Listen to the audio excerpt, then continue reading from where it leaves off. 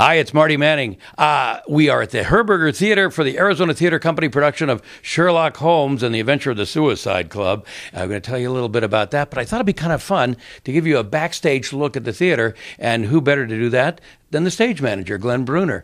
Glenn, thanks for inviting us into your loft here, and tell us what you do here, actually. Well, I'm the stage manager, as you said, and it's my job to sit in this control booth and call the show for each and every performance. That is, give all of the technical direction and technical cues for each individual performance, lighting, sound, that type of thing. He's the guy that runs everything. That's what he's saying. So tell me a little bit about Sherlock Holmes and the Adventure of the Suicide Club and Jeffrey Hatcher.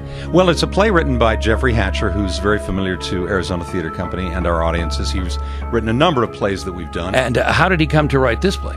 Well, he and David Goldstein, our artistic director, were somewhere about 18 months ago seeing a production of a Sherlock Holmes piece. And at the end of it, they were talking about it. And Jeffrey, who is a fanatic of Sherlock Holmes, said to David, well, I could write a Sherlock Holmes play. And 18 months later, here we are. It's a brand new story using existing and iconic characters. He took the character of Holmes and Watson and put them in a set of short stories that was written by Robert Louis Stevenson called The Suicide Club. Jeffrey took the character of Holmes, put him in that situation, and we wind up with the play we're presenting now. Okay, well, I said we'd give you a little bit of a look backstage, so let's take a tour around here, and Glenn will tell us about some of what we're seeing. Anytime we need to raise or lower a piece of scenery on stage, we do it via this mechanism here known as the fly rail. It's just a big counterweight system. An operator pulls on a rope, and a piece of scenery either comes in to an audience's view or goes out from an audience's view. Well, what you're looking at now is the motor control for our production of Sherlock Holmes. We have an operator who sits here and operates 4 individual motors, which control various bits of scenery that move on and off during the course of the show. We have so many different locations throughout the show that we use a lot of video to help us establish different locales.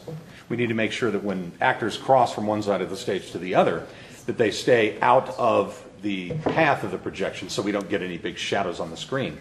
That's why there is this little highway taped out on the floor here. Well, you certainly can't do a show without props. Well, especially not Sherlock Holmes. There are quite a few props on the show. You're looking at one of what is about 4 or 5 prop tables that are scattered around the stage. And if you want to know about Watson's death bag, you'll just have to come see the show. You have to buy a ticket. Glenn, thanks for letting us look around backstage. Absolutely, my pleasure. Sherlock Holmes and the Suicide Club, running through October 30th at Arizona Theater Company. Get your tickets right now at 602-256-6995, or, of course, at arizonatheater.org. You're going to love it. Please, Mr. Manning, for the top of the show, places, please. Gotta go.